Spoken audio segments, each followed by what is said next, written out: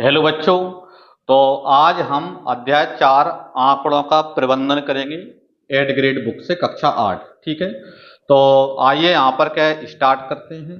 तो पहले प्रश्न से स्टार्ट करते हैं जो कि आपकी स्क्रीन पर आएगा। तो यहाँ पर मैं पहला प्रश्न यहाँ पर ले लेता हूँ।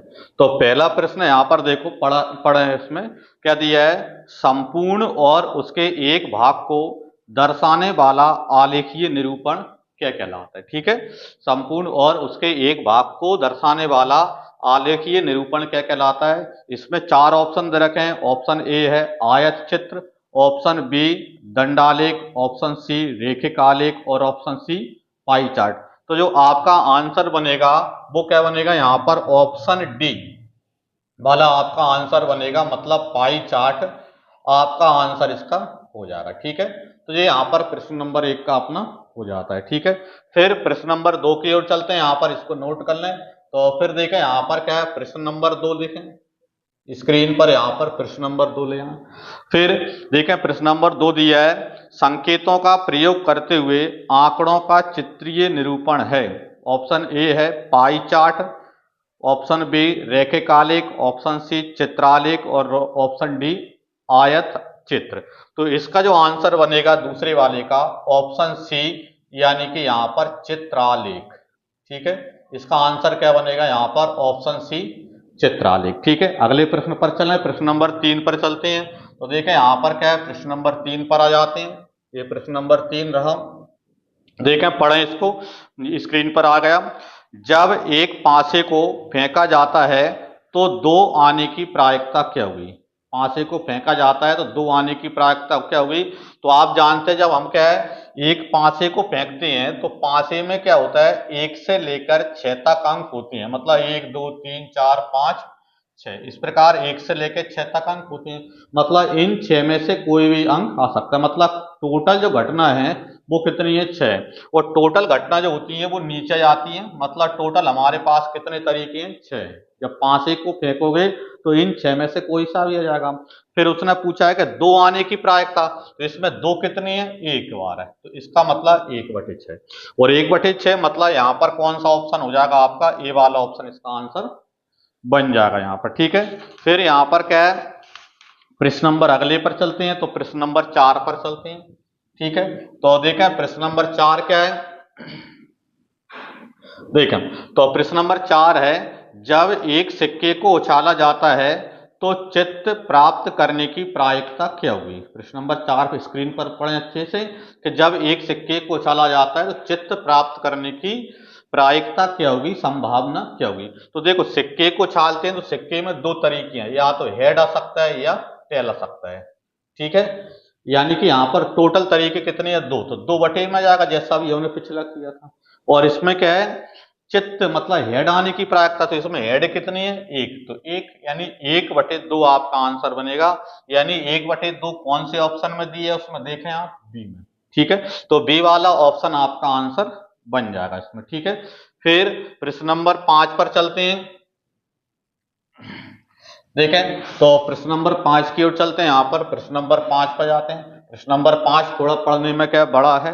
देखो इसमें क्या दिया है, 4 यहाँ पर नीचे चित्र दिए हैं, उसको पहले ऊपर से पढ़ें।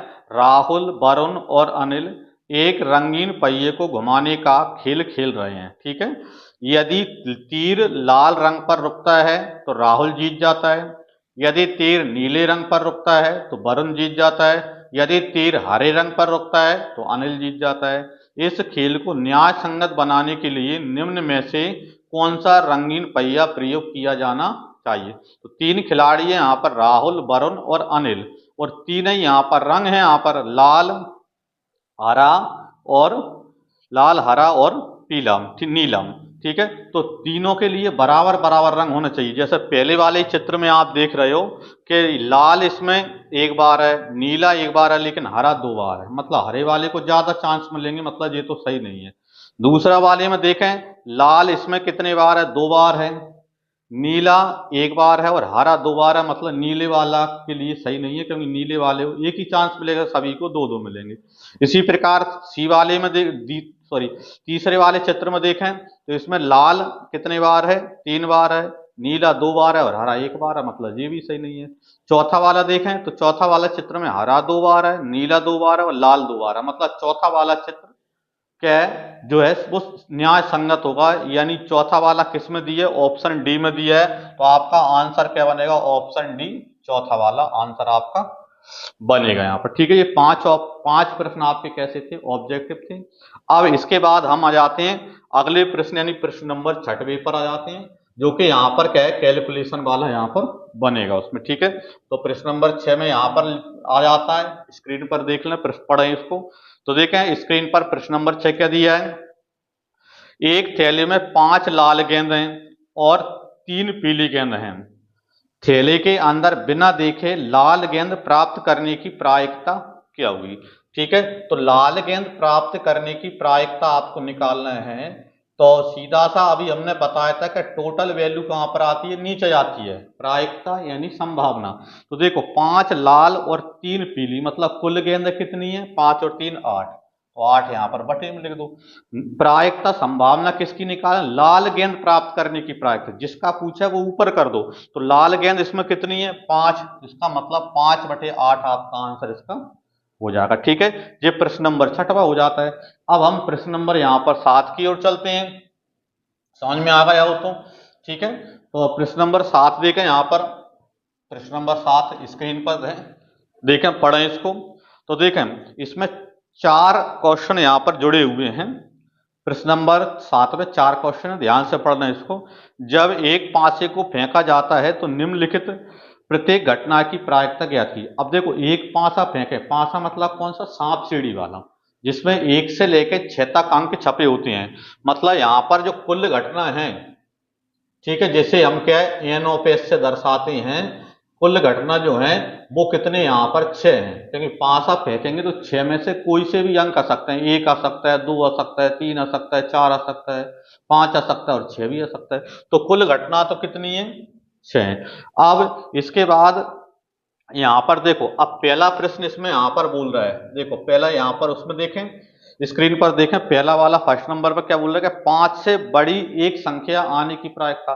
तो 5 से बड़ी एक संख्या देखो, जैसे 1 2 3 4 5 और 6, तो जब 5 को फेंकेंगे तो इन 6 में से कोई सा भी आ सकता है। कुल घटना अपने पास 6 है। अब उसने बोला है तो कुल घटना 6 है, तो बटे में तो 6 आ जाएंगे। अब पहला पूछ रहे कि 5 से बड़ी संख्या, तो 5 से बड़ी कितनी संख्या है, एक ही संख्या, मतलब 1/6 इसका आंसर बन जाएगा पहले वाले का। ठीक है, समझ में आ रहा है ना। ठीक है, इसके बाद अगले प्रश्न पर चलते हैं। देखो इसी का सेकंड पार्ट देखें, अब सेकंड क्या दिया है, 5 से बड़ी संख्या नहीं होने की प्रायिकता चाहिए।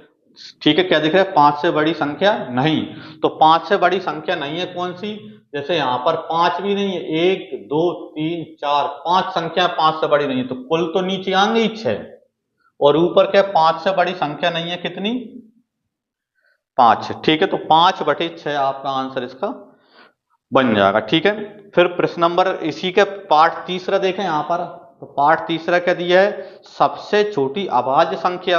अब तीसरे वाले पे चलते हैं, तो सबसे छोटी अभाज्य संख्या, तो देखो इन 6 अंकों में से टोटल तो नीचे कितने आएंगे, 6 ही आएंगे। अब सबसे छोटी अभाज्य संख्या कौन सी है, 2 है। ठीक है, तो सबसे छोटी अभाज्य संख्या कितनी है, 1 ही है, तो 1/6। ठीक है, फिर उसके बाद आ रहा है प्रश्न नंबर यहां पर इसी का पार्ट चौथा। ठीक है, इसमें बोल रहा है सम संख्या, मतलब सम संख्या इवन नंबर आने की प्रायिकता। तो सम संख्या इसमें देखो टोटल तो कितनी है, 6 ही है, बटे में तो 6 जाएंगे। अब इसमें सम संख्या कितनी है, मतलब 2 4 6, ये सम संख्या मतलब 3 सम संख्या है, तो 3/6। काटो तो काट सकते हो, 3 एकम 3 3 दूनी 6, मतलब इसका आंसर क्या बन जाएगा, 1/2। ठीक है, तो ये अपने क्या प्रश्न नंबर जो 7 है उसके 4 भाग आपको दे रखे हैं, और 4 भागों का आंसर जो आपको बनेगा। जब भी प्रायिकता संभावना निकालनी हो तो टोटल वाला नंबर नीचे आ जाता है। ठीक है, तो टोटल वाली संख्या जैसे कुल कितनी है तो वो अपन नीचे जाता है, और ऊपर क्या लिखते हैं कि जो निकालना है, सम निकालना है, विषम निकालना है, 5 निकालना है, 5 से बड़ी निकालना है, वो अपन को यहाँ पर ऊपर इसमें आ जाता है। ठीक है, फिर अब हम प्रश्न नंबर अगले पर चलते हैं, यानी प्रश्न नंबर 8 पर चलते हैं। तो इनको यहां पर यदि नोट ना किया हो तो नोट कर लें आप, ठीक है, कर दूं क्लियर। देखो, तो प्रश्न नंबर 8 जोड़ दें, ये देखें, तो जोड़ दें भैया प्रश्न नंबर 8। देखो, इसमें यहां पर प्रश्न नंबर 8 में आपको दिख रहा है, ऊपर निर्देश दिया है और नीचे क्या है, एक दंड आलेख दिया है और उसके नीचे 4 प्रश्न दे रखे हैं। इन चारों प्रश्नों के जो उत्तर हैं, जो दंड आलेख आपको दिख रहा है, इस दंड आलेख से ही देखना है, ठीक है। जैसे इसमें पहले पढ़ो, कह दिया है कि निम्न दंड आलेख में अलग अलग शैक्षिक वर्षों में कक्षा 8 के विद्यार्थियों की संख्या दर्शाई गई है। दंड आलेख को देखकर निम्नलिखित प्रश्नों के उत्तर दीजिए, ठीक है। जैसे क्या दंड आलेख जो बना है, चित्र बना है, उसमें सबसे नीचे देखो, नीचे इस पर दिख रहा है 2003-4, 2004-5, 2005-6, 2006-7 और 2007-8, और साइड में दिख रहा है 0, 50, 100, 150, इस प्रकार 350 तक दिख रहा है। ये क्या है, विद्यार्थियों की संख्या है। नीचे वर्ष दे रखे हैं और साइड में विद्यार्थियों की संख्या आपको दे रखी है उसमें, ठीक है। अब इसी में से उत्तर देने आपको, ठीक है, यानी इसका मतलब यह है कि 2003-4 में कितने विद्यार्थी हैं, 100 विद्यार्थी। 4-5 में कितने विद्यार्थी हैं, 200 विद्यार्थी हैं। तो इन्हीं के आधार पर आपको इसका आंसर देना है, ठीक है। अब देखो, इसका पहला प्रश्न यहां पर हम पढ़ते हैं। पहला प्रश्न क्या है, इस दंड आलेख द्वारा क्या सूचना दी गई है। तो इस दंड आलेख द्वारा क्या है, विभिन्न शैक्षिक वर्षों में विद्यार्थियों की संख्या दर्शाई गई है। तो इसका आंसर क्या बन जाएगा, विभिन्न शैक्षिक